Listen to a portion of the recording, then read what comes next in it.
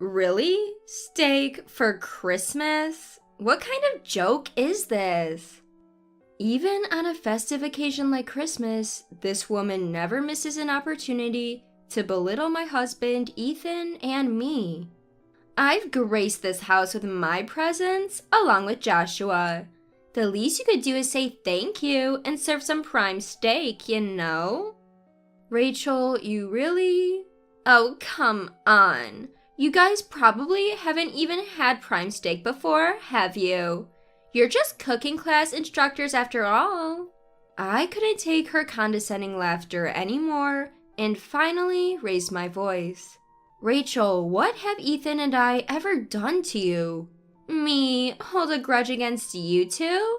Don't be ridiculous. You're not even worth my time. Then why do this to us? How can you behave this way toward the parents of the man you married? My words, infused with emotion and frustration, didn't touch Rachel's heart. And then it happened. Ethan, who had been silent, grabbed a bottle of beer from the table and splashed it on Rachel. For the first time, we saw Ethan genuinely angry, which made Rachel take a pause, but not for long. Fine, have it your way. I'll tell Joshua about this, she said, making her way to exit the room with as much bravado as she entered. But the door swung open before she could leave. There's no need for that. What? The man who appeared was Joshua, and Rachel would soon face the consequences of her reckless behavior. My name is Lily Johnson, a 70-year-old who runs a modest cooking school in Boston. I have a family that consists of my husband Ethan and our son Joshua. We run the cooking class together. We're not a big name in the culinary world. We rent a room in a community center in Boston. Joshua's in-laws run a major company specializing in cultural centers, and they provide the financial backing and ingredients needed for the operation. Thanks to the support from this major company, the class has been able to continue for a long time. The instructors and local people alike enjoy building relationships through cooking. We've even started getting attendees who come from far away saying, "Yours is the only class where we can enjoy good food and good company." This makes me sincerely grateful for my life as a cooking class instructor. As for Joshua, he's now 42 and has recently been appointed to the president of the company he works for. He's a hardworking and personable individual, and his talents have not gone unnoticed. He's being groomed to take over the leadership of the company. Continuing from the previous scenario, Joshua's career and popularity didn't waver even after he became the company president. In fact, under his leadership, the company flourished, increasing its scale and asset value. During this time of Joshua's success, Ethan and I met her. One day, Joshua brought home a woman as his fiancée. Her name was Rachel.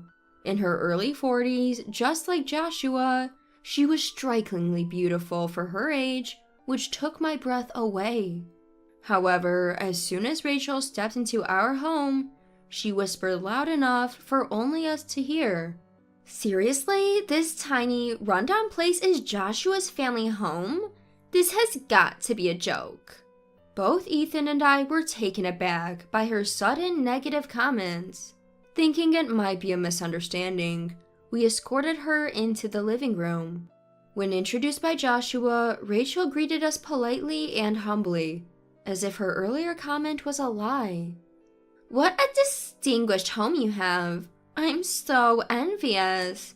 You're both so sophisticated, teaching cooking classes and all." Convinced that we must have misunderstood her earlier, we celebrated their union. They soon got married, but looking back, Rachel's charm was probably a facade to win Joshua and us over. The evidence became clear shortly after the wedding. One day, Ethan approached Rachel, who was lounging on our sofa playing mobile games. "Hey Rachel, could you help me out with something?" Rachel's response was disdainful. What? You want me to help with what? Housework? Wait, hold on. Why are you acting like we're ordering you around? You asked for help, didn't you? I bet it's tedious chores like cleaning or laundry. Absolutely not my thing. Ignoring Ethan, she stayed put, making a face. Rachel considered our home as her personal retreat, making Ethan and me do all the cooking and cleaning. At times, she even threw objects at us, creating daily tension. We finally asked her to stop treating our home like a vacation spot. But Rachel retorted, "What do you mean, vacation spot? You told me to feel at home, remember?" Yes, but we didn't say you could treat us like servants. We're family after all. Then hire a housekeeper or a homemaid. You're the ones choosing to do all these troublesome things. Stunned, Ethan and I were at a loss for words. While it's true we know about housekeepers and homemaids, they're not a feasible solution for daily needs. Above all, Rachel always seemed to think about money, as evidenced by her suggestion to hire help. It seemed like she wanted to solve everything with cash. This woman is seriously something else. Every day, I found myself sighing, wondering why Joshua ever married a woman like this. Day after day, Ethan and I would talk about what to do, but we couldn't come up with a solution on our own. We tried multiple times to get Joshua to reduce the number of days he and his wife visited, but Joshua's work schedule made it difficult to even talk. Even when we did talk, Joshua wouldn't give a clear answer. He blamed his busy work schedule and the fact that he couldn't take care of his wife because of it. Joshua had warned Rachel a few times, but she'd just play innocent and say, "Oh, my in-laws are being mean again? They're just jealous because I'm so cute, haha." That passive-aggressive attitude, along with Joshua's own indecisiveness, only fueled Rachel's bad behavior even more. And then, in the midst of this growing concern, Rachel finally crossed a line that should never be crossed. They came to visit us for Christmas. Joshua told us the day before that Rachel would be joining him, and Ethan and I were not thrilled. However, when Rachel is with Joshua, she behaves reasonably well.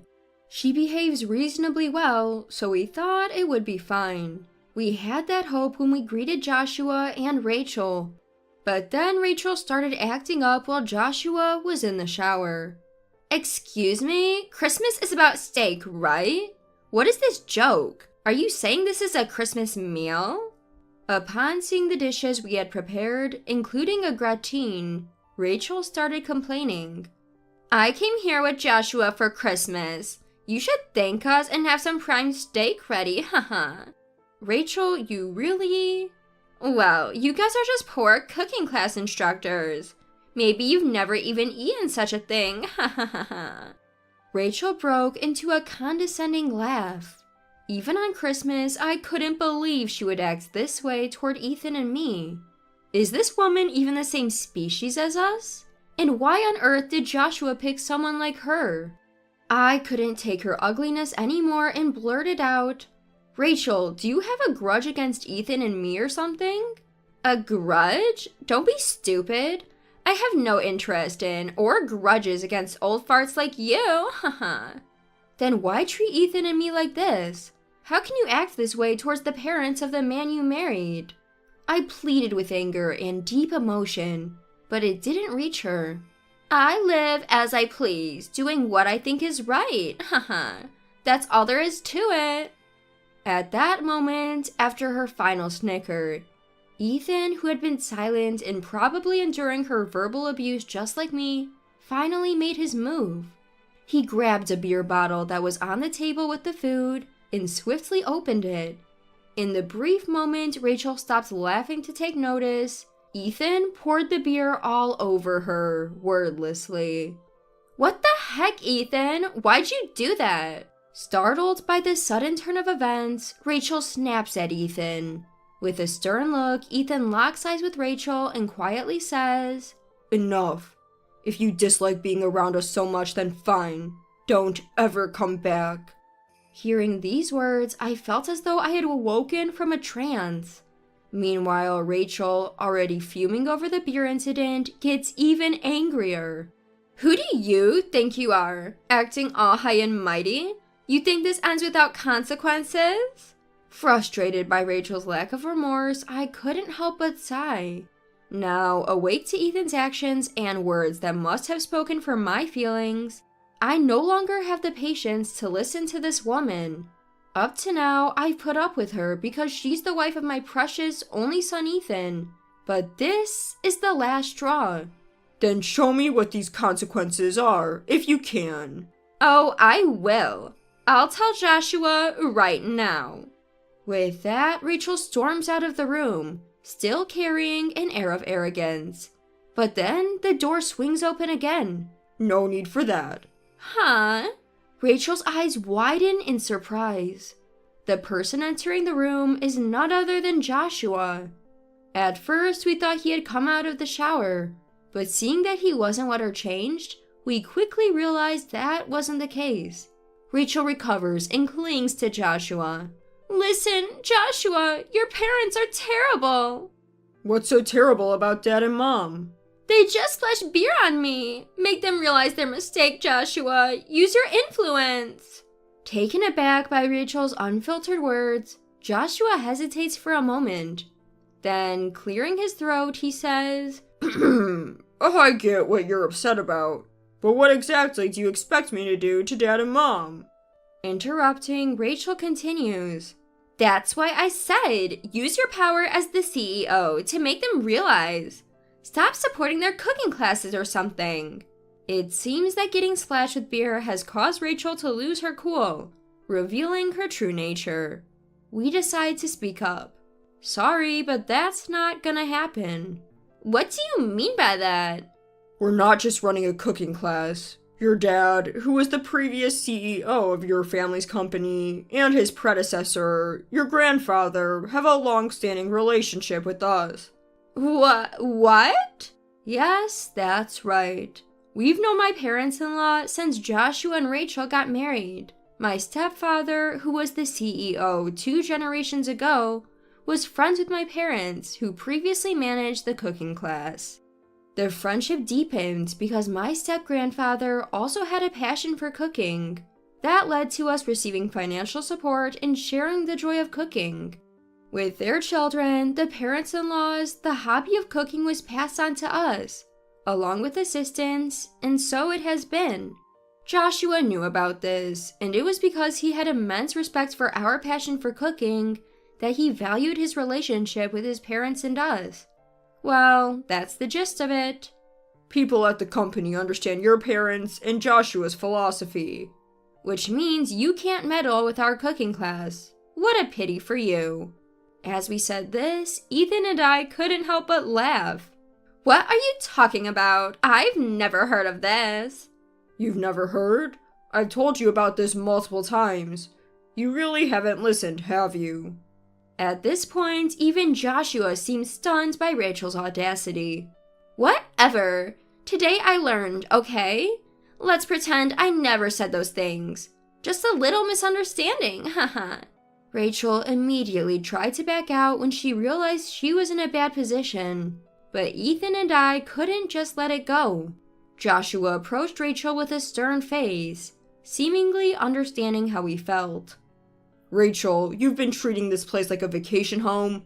You've insulted it as old and poor, and even treated my parents like servants. Cornered by Joshua's sharp question, Rachel tried to dodge. What are you talking about? When did I ever do that? I've been here multiple times to support your parents. No use playing dumb. I've heard from my parents. And I also heard you earlier ordering top-tier steak because our cooking was subpar. Apparently, Joshua had pretended to take a shower, but was secretly listening to the conversation in the room. You've heard? What did you hear exactly? Your parents are just trying to frame me.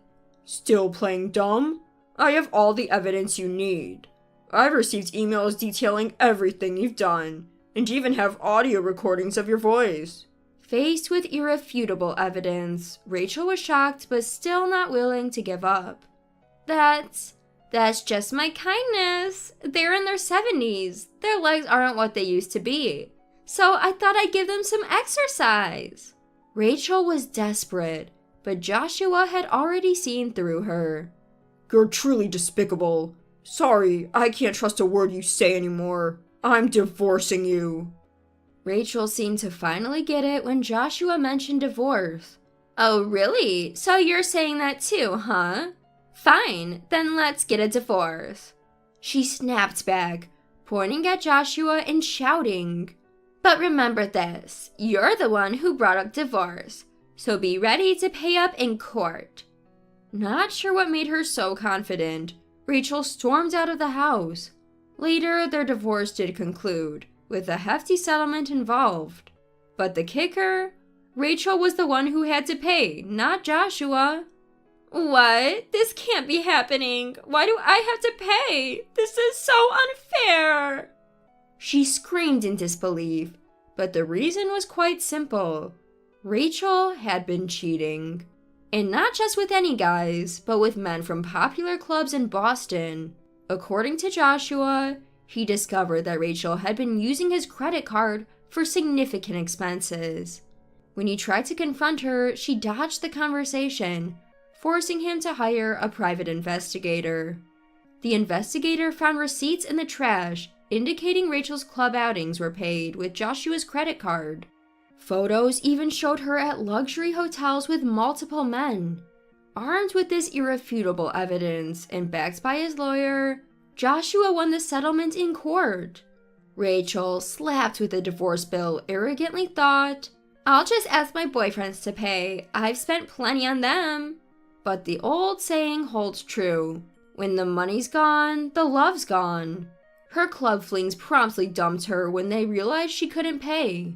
So Rachel had no choice but to pay the settlement, grumbling all the way to the bank. Her life hit rock bottom, disowned by her furious parents. Recently, a friend mentioned seeing her at a soup kitchen in a Boston park. As for us and Ethan, life has turned to peaceful normalcy. Joshua seems to be enjoying his newfound freedom. Yet, we're secretly looking for a new life partner for him, hoping to see a grandchild soon. It's a win-win for us, actually. Our legs are getting a workout from all the running around.